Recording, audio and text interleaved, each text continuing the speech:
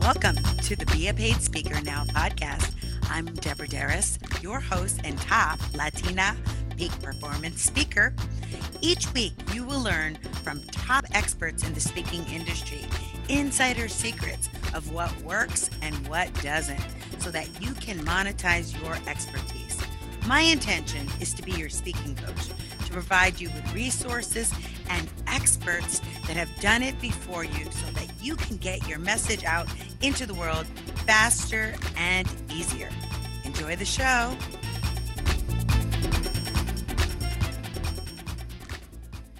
Welcome back to another episode of the Be a Paid Speaker Now podcast. This is Deborah Deras, your hostess with the mostest, peak performance Latina keynote speaker. And I'm here with a very, very special guest. She is actually here back by popular demand, because how many of you have ever thought about doing a TED Talk? Raise your hand. I can hear you over the airwaves. How many of you want to know how the heck do you get on a TED stage? Well, guess what? Our guest is going to share with you that and even more. I have Miss Chandra Brooks. She is an award-winning author, social entrepreneur, and TED Talk speaker. In 2017, she launched The Socialpreneur, a purpose-driven business paired with a book titled Black, Brown, and Political. Get informed, get empowered, and change the game. Chandra uses her platform to spread the message of social entrepreneurship, civic engagement, and women empowerment on stages across the country. Please help me welcome back Miss Chandra Brooks. Thank you, Deborah, so much for having me again. I'm super excited to be here and to share the knowledge of the TEDx stage. So thank you. Yes. You know, when I was reading your intro, I got this vision of you speaking on the Breakfast Club. I watch the Breakfast Club like religiously. It's a, radio station, millions of listeners out of New York every single day on YouTube. I don't know why I'm compelled. I know more about hip hop culture than I really need to, but I don't know. I just love Me that too. show. I am a fly girl, so it makes sense that I get Right. to hear Yes, you are. Keith Sweat and Teddy Riley talk about New Jack Swing. That's my essence. But back to you. I had this vision of you being on that show. What do you think, friend? Well, I have a story about that because my friend, her name is Tasha Smith Mills. Uh-huh. Probably should have her on the show because she's wonderful, but her name is Tasha Smith Mills. She wrote a story, not a story, a book called Mom, I Should Have Listened. And her son is in a Texas penitentiary, and he's got 40 years in prison. But she wrote a book about the story, and she's been on The Breakfast Club. And she got on the Breakfast Club because she's the guy from Straight Outta Compton that played Eazy-E. Right. He was his agent, okay? And she helped his career. So he connected her to the Breakfast Club. And now me and her are very good friends, like sisters. And she was like, and you're going to be on the Breakfast Club next, because I was on the Breakfast Club. So they had her on the show a couple of months ago. And she's definitely trying to push for me to be on that show as well. So you have to be. I'm going to push for you to be on the show, because what you talk about is exactly what they talk about. And they're having, they can't have Angela Rye on every week. I've seen her. I mean, I love her, but I've seen her a million times. I'm ready for you. Okay, yeah. I'm gonna manifest that, co-create it. You've heard it here first on the podcast. We co-create. How many speeches have you co-created by just saying it out loud? Oh, right? Several. Right. Right. Yeah. Oh, no, really. It's a thing. When I got my Verizon thing, my mantra was, I see Verizon on my horizon. I see Verizon on my horizon. Over and over again. Mm-hmm. So let's talk about TED. Okay. How did you get booked on TED? Or how did you I make people a little bit upset about it when I tell them that it was kind of very random. That I had a friend send me the link, and she's like, I'm going to nominate you, and I think that you should apply. And I was like, I wasn't a person that was like, I got to get a TEDx stage. I got to get a TEDx stage. I know people like that, and I've seen people talk about it, and they're really obsessed with it to a point. But I was not there yet, right? I felt like I wasn't there yet. And I said, well, I do think I'm a thought leader though, and I do think that I have something to share, and I do want to spread my message. So why not? Let me just do it. Let me apply. And so I applied, and I applied like the last hour at midnight, like 11 p.m. before it was due, Oh, and submitted it. And I really didn't think I was going to get chosen. I really thought I was just going to be like, let me just do it because she told me to do it, and I don't want her to disappoint her. So let me apply. And then like a few weeks later, I got the notice that I was chosen. And oh, so yeah, it was very random in that way, and it was out of the city that I'm in. It was in another city, and I really felt like I wasn't going to get chosen. So that's how it happened. yeah. I don't believe in random. I believe in synchronicity, that we're Hmm. always in the right place, in the right time, with the right people to allow our divine talents to be of service in the world. And you, my dear, have so much to give, so the universe conspired for your good. And you were just always ready because you are born ready. Yeah, and I really think that that happens because every time that I've done that, like I've waited till the last minute and I just do it, and I just kind of do it, just do it, just go, Chandra, just do it. I get it. I And get the engagement or I get the opportunity, because I listen to my gut and just follow through. And that's the thing that I love about you and that I think people can learn from is, even if you do not feel ready, Hmm. you do it anyway. Because I was reading your op-ed article, that's amazing, in San Jose Inside, talking about your tips for TED Talks, and presenting yourself. Can you share some of those? Yeah, yeah, and I think that it's very important that if you are seeking a TED Talk, is that you have a very a very unique topic to talk about. We all think our topics are unique, right? We all think our topics are the best topics in the world and everybody needs to hear them. But you need to do your research, excuse me, to make sure that it's not saturated and not many other people are talking about it, or other people didn't do a TEDx talk about it. I mean, it could be very similar TEDx because there's so many across the country, but making sure that yours stands out and it's unique and it's a message that not a lot of people are sharing. So that's so important. So if you have something very general that you're say like women empowerment, how can you add a twist to it, that is going to stand out, about it. So with my talk, it was sit at the table or be on the menu. Ooh! Oh, my, that's what the lady that Oprah was supporting said. She said Yes. that she says there's an old saying that if you don't have a seat at the table, that you're going to be on the menu. Blah blah blah. Yes. I never heard that before. Oh my god. Yes, yes, yes. Or sit at, if they don't invite you to the table, bring your folding chair, something like that. Ooh. That Shirley Chisholm used to say. So this is something that, we say in the political realm, is, and we talk about is like, take your seat at the table or you're going to have people making decisions for you. You're going to be on the menu. So people are going to pick you and choose what you do and how you do it. So you need to be at the table, and that's the title. So it stood out, right? So you have a catchy title, something that where people are like, ooh, what is this about? Okay. And then they read more, and it's about holding people accountable, communities of color getting involved in civic engagement and the importance of that. And they loved it. And then I also had my speaker reel. So, which is so important. And so many people say, I want to be a speaker, Chandra. I want to be a speaker. Okay, first I need you to go do speaking engagements and get some film of you Right. speaking, and making sure you're recording every time you speak. You need to be recording it and having somebody record you, so then you can have that footage to create, even if it's just a few minutes, a couple minutes, a reel where it's showing you speaking to a group of people. So you want to be able to have that. And I was able to turn all that in. Plus I'm an author. That helped, of course. But my reel is what stood out to them. And they told me the day of the event, because it was like 10 speakers. And I was like, oh my God, I'm the 10th one. I go Oh last. wow. I kind of felt bad about it at first. But then you think about it, when you go to a concert, who's the closing act? Oh, the best. The best Yes, one. the best ones are the closing act.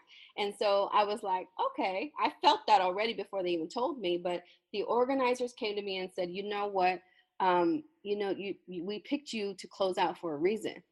And I said, oh, okay, no pressure, right? And she said, your speaker reel was strong. And, that really showed us. it showed them already the power I could bring to a stage. So they wanted to make sure that they had me close it out at the end and close with a bang. And what I loved about your speaker reel, let's go back to your speaker reel, Okay. is that it shows power and confidence, but it also shows emotion that you draw the audience into you. It's Yes. just so moving. Thank And you. just let's talk about this for a while. I did a whole podcast, as you know, on doing a sizzle reel, Mm-hmm. but really I'm working on right now, and to me it's hard, Mm-hmm. to get those right clips. Did you have professional speakers? I mean, professional videographers Yes. videotape each one that Oh you use? no, no. I did not. They were all clips from sometimes it was a friend recording me with a phone. Wow, Sometimes see? and a few were professionally done because I was at an event. So I was at a speaking event. So a lot of the footage that I have on there were they provided it as part of the registration. They provided it the footage to you. So I had some good footage for that. Wow. And I incorporated with some of the homemade ones that I had and gave it to a videographer and he made it look pretty. Oh my god. And that's see, there you go, because I think a lot of people think, "Oh, well, I don't have the money to professionally videotape every speech." Right. Like I'm negotiating right now for an organization that wants me to speak pro bono, and I'm Hmm. like, only if you're going to give me the professional video. And I Right. said, only if you're going to give me a profit share, because they're going to sell the video afterward. I'm Hmm. like, you can't sell my intellectual property without me getting a cut of it. Right. Uh. Yeah. So having that sizzle reel, I mean, more than a website, I believe, more than a one sheet is what sells you, because you can't say I'm a speaker and people don't see how you interact with the live crowd. They need Hmm. that to make that decision. How long did Exactly. it take you to put that together? Very quickly. I made a decision. Really? I'm a type of person that doesn't waste any time. Ooh, I I like like pulled I had video from my Facebook from people recording me at different events. I pulled that video. I used the video that I received from that conference. I found a videographer that does sizzle reels. So and I gave him samples. I pulled links and samples. I said I want my sizzle reel to look like this and here are clips. Here's everything I want in it and it was done within like a week. So when you did the clips, did you give him like the times from this second to this second? I'm No, hot. I Oh, didn't. I didn't even do that with him. wow. He picked the good spots, and I've trusted him to do that. And at Hmm. the time, I got him at a good time when he was just starting to do sizzle reels. Like he Hmm. had done maybe five, and so he only charged me $150 to do my sizzle What? reel. Oh my God, He girl. and now he's charging $400, $500. Good. He should charge 400, He $500. should. Yeah, I was like, I said, you are charging way too low for this. You need to yeah. do more. But he had a good eye. He watched the videos and he plugged in where, just a good fit. It was just Mhm. perfect. So Wow. Yeah, and I love it. And thank you. so let's get back to TED. Okay. So I had heard someone had told me when I was thinking of doing a TED talk, they're like, you should try to apply in like smaller towns or little cities, because if you try to apply in LA, there's so much competition. What advice do you have on people that are applying for TED besides making sure that it's unique? I think making sure you have a social media presence, like we both said before, Ah. right? Making sure that when people Google you after they look you up and you're applying, that's how people are getting jobs or hiring people nowadays for anything. They're gonna find you on social media and see how active you are, how popular you are, what messages that you're putting out there. Do we want this person representing us on this TEDx stage? Are they a good person? All this stuff. So I think that your social media needs to represent what you stand for, but also just it needs to stick out. It needs to, like, you need to have the foundation of the sizzle reel. You need to have a great bio. You need to make sure that you have a good bio put together, that it's showing all your accomplishments. It's showing the other stages that you were on. It shows awards, and that's everything that I have on my bio is like, I'm tooting my own horn. It's like, look, I've accomplished a lot of stuff and you better have me on your stage. you're gonna want me on your stage, and you have to sell yourself in that way and not be too shy to do that. So I think you have to just stick out as much as you can. even when it looks silly, and it might sound silly, but like how you do it, Deborah, I think is very, very sharp. Is about being a Latina, dynamic Latina speaker, or some of the keywords that you use are very important. Is to say these things, right? So you kind of stand out of the crowd. Yeah, I call it in my course your calling card. Mm-hmm. What is your claim to fame? Mm-hmm. What are people going to type? The four words that people are going to type in Google that will find you. Like if they're Mm-hmm. going to type to find you, what would they type? Social justice or Yeah, social they would say social justice, woman empowerment, speaker. the speaker. Yeah. Mm-hmm. Yes. So having that, whatever is your four-word calling card on all your social media, hashtag it, buy the domain name. I just Mm-hmm. bought Latina Speaker. Oh my God, it was expensive. It was Oh, good. $1,500 Oh for my that goodness. domain name.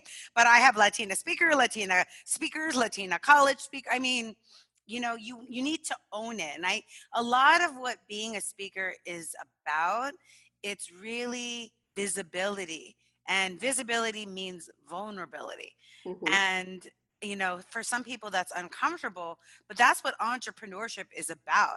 It's getting comfortable being uncomfortable because every day, I don't know about you as a speaker, I do something that scares me. The other day, I was speaking at the City Hall, Mayor Garcetti, and it was like in this huge room, and the Constitution was on the wall, and they had like TV cameras, not just regular cameras, like ABC cameras. And I was like, no pressure here. So, but if you're not scared, you're not an entrepreneur, right? You're playing too Oh, small, right? yeah, and that connects with the TEDx stage because TEDx to me was a different level.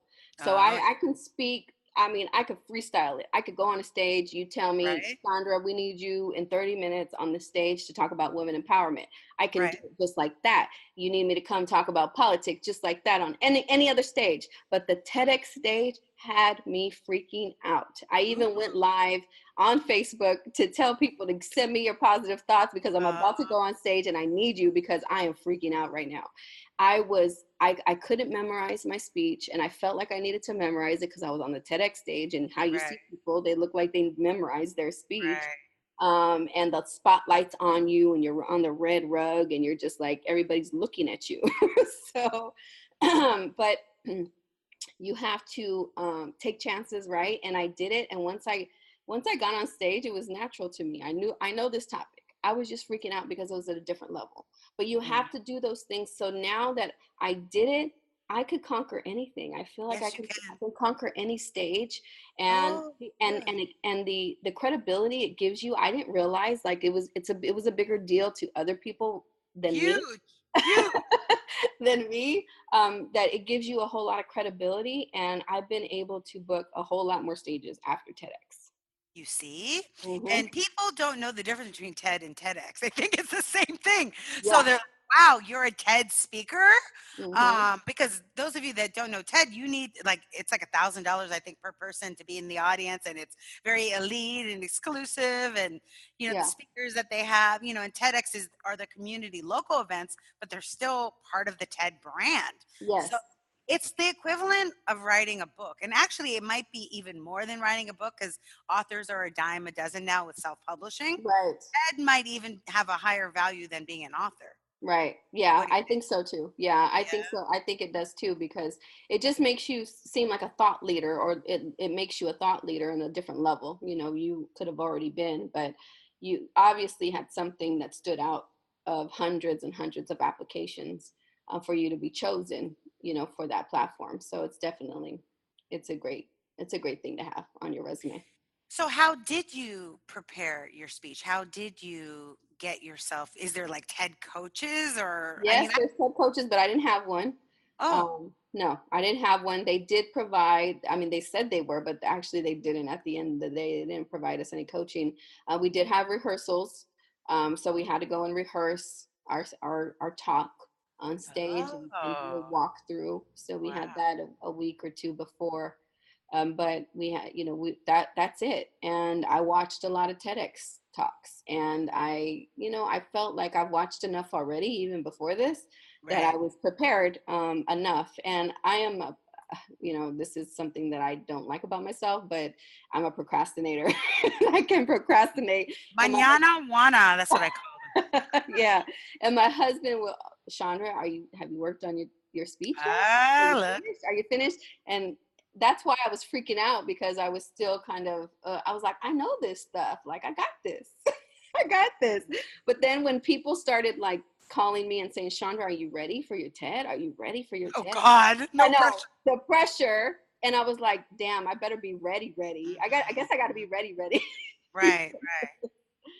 So yeah, that's how I prepared for it. But there are coaches out there, and I think that that they could be helpful. But that's why I wrote my article for other people that wanted to know, like, what do I got to do to get a TEDx stage? You can't be mediocre. You can't be, you can't just be lackadaisical in how you present yourself. You have to be, you have to put yourself out there like that. Like, I am, you're gonna pick me for this stage, and go after it in that way every time. And then you have to like totally change, not totally change, but update your bio Mm-hmm. and your website Yep. and everything with that TED logo so that you can capitalize and monetize it, right? Yeah, and I haven't even done that. So thank you for reminding me. Yes, do Do it. Do it. Yeah, like that one sheet, the even in sizzle my reel, the bio. bio, Yeah. the website, everything needs to say TED speaker because Hmm. that could be an extra $5,000, my friend. I know, right? Let me Okay, go. good. I gotta I'm go glad add we're that to my making you list money here. right now. Thank you. Thank you. Yes. And so, any other advice for people that want to be on the TED stage? I think, just like I said earlier, just prepare for it. Be prepared to have everything. Like, I had everything ready to go, so there was no excuse for me not to apply. That's, having a platform. Having a strong platform. Don't I think that you have to be somebody who is a thought leader already, somebody who is running a business, somebody who wrote a book, somebody who's leading a podcast or starting a movement or has something to say and shares it Mm, already. So you're already somebody who's spreading a message of something. So making sure that you have that before you just keep applying and getting disappointed because you're applying and they're looking at all that stuff. They want right. to see, are you a thought leader already? And they want to know that. So making sure that you have already established your platform already, and you have the bio in place, you have some video in place. It wasn't necessary to have the video, but I say it's good. If you want to try to get one quick, is get your speaker reel done so people can see the Mm. power. And that's with any speaking engagement, to see your power on stage. So those are kind of the main things that I tell people before they go and apply for a TEDx talk.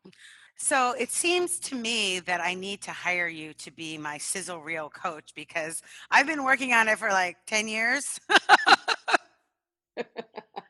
Of course, whatever you need, I got your back, I Deborah. No literally have 8-track tapes. No, I have VHS problem. tapes. Stop it. Back in the day when I first started speaking, I Uh-huh. we would mail VHS tapes to meeting planners. Like we would Yeah. get them produced and mail. It was so crazy. Wow. Wow. So you really inspired all of us to do a TED. You inspired all of us to get our sizzle reel action together and that it's not that hard, right? Hmm. Tell us, That's say it hard. again. It is It's not that easy. hard. It is It's not that hard. We can easy. do it. You can do it. Um, and what you said to us is just about finding the right person because when you find the right person, Right. then Then it you have to just micromanage it. If you don't find the right person that doesn't do these things, then you have to uh, say, pick this part, and that takes a lot of time. And then you go back and you go back and forth, back and forth. I think I went back and forth a couple times just on little details, but it's important to make sure that you got somebody who has experience doing it. yeah, and her sizzle reel sizzles. So I wanted to ask you, can we see your TED talk? Is it on YouTube? Not yet. It should be, because it's been a little under a month since I've done it. So Right. they said 30 days they'll have it, and it'll be up on the platform. So Okay, as but soon how as can you get people it, stay in touch with you so when it comes out, we can see it? yeah, definitely you can find me on my business Facebook page, which is Chandra Brooks, the socialpreneur, or my personal page, which is Chandra Brooks. Please friend me. And spell it Chandra and then Yes, Brooks. yes, Yes. Chandra Brooks. You need her in your life, my friends. I Yes. am keeping her close to me. I just love you. I think you are amazing. Anything I could do to get you everywhere, Breakfast Club, Hope, everywhere. the whole point of the Be a Paid Speaker Now podcast is speakers supporting speakers. And Mm-hmm. even more than that, people that are on a mission to transform the world to support each other. Yes, ma'am. So, I mean, speaking is the way that we do that, but underneath it, we are messengers. I Yes. consider us messengers.